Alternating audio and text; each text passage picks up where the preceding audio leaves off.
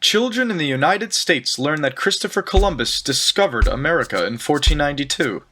But since there were already millions of people living on the American continents when he arrived, what is Columbus's real importance in history? This video will show what really happened during his voyages between two worlds and how they helped shape the world we know today. In 1451, Columbus was born in the Republic of Genoa. There he began his sailing career, but in 1477 he was hired as a merchant mariner for King John II of Portugal. Portugal was gaining power on the seas, colonizing Atlantic islands and establishing trade with African kingdoms. By the 1480s, they found out the Indian Ocean was on the other side of Africa. This discovery gave them a fast and cheap trade route to the rich goods of Asia.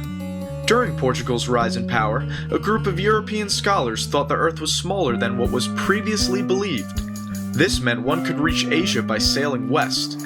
Because of the newly invented printing press, Columbus read about these recent theories and was enthralled with the idea of sailing west for riches. He tried to get funding for an expedition from Portugal, but King John didn't believe in the small Earth theory. He then tried in France, England, and Spain with no luck until 1492 when the Spanish sovereigns, Ferdinand and Isabella, decided to help fund 3 ships for a voyage. They saw Columbus as a means to compete against Portugal's success.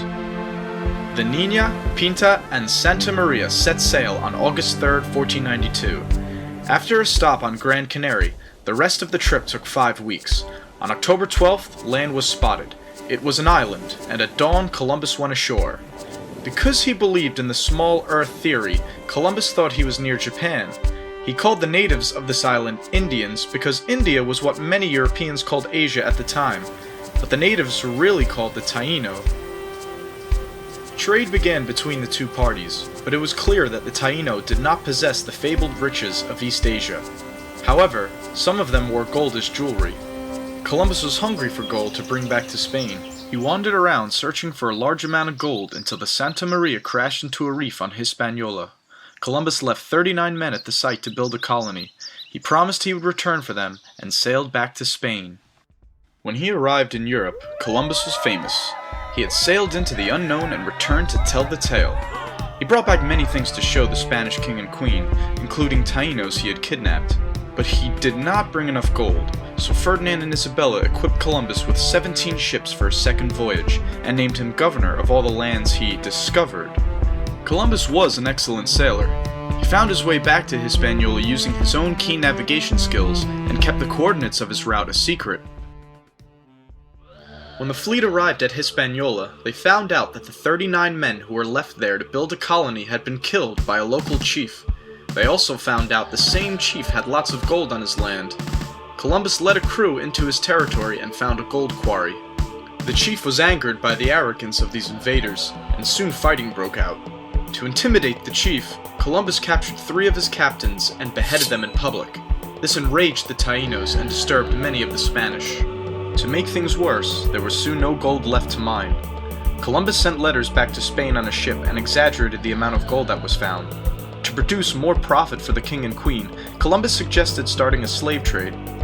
Without waiting for a response, he seized over 500 natives and sent them to Spain.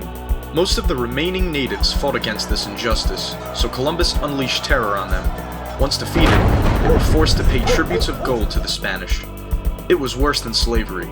People who didn't find enough were punished brutally. Forced to constantly look for gold, the Taino could not farm their lands anymore. Many escaped into the hills, only to be hunted down. During the first few years of the tribute system, 50,000 natives died. Columbus's brutal command made him enemies in the colony as well as in Europe. In 1496, he sailed for Spain to defend his actions to Ferdinand and Isabella. He left his brother Bartolomeo in charge of the colony until he returned. The king and queen listened to his defense and allowed him to return to Hispaniola in 1498. By now, the colony was a disaster. Bartolomeo was just as bad at governing as his brother was, if not worse. A rebellion had begun among the Spanish, and soon the king and queen sent a royal investigator to assess the situation.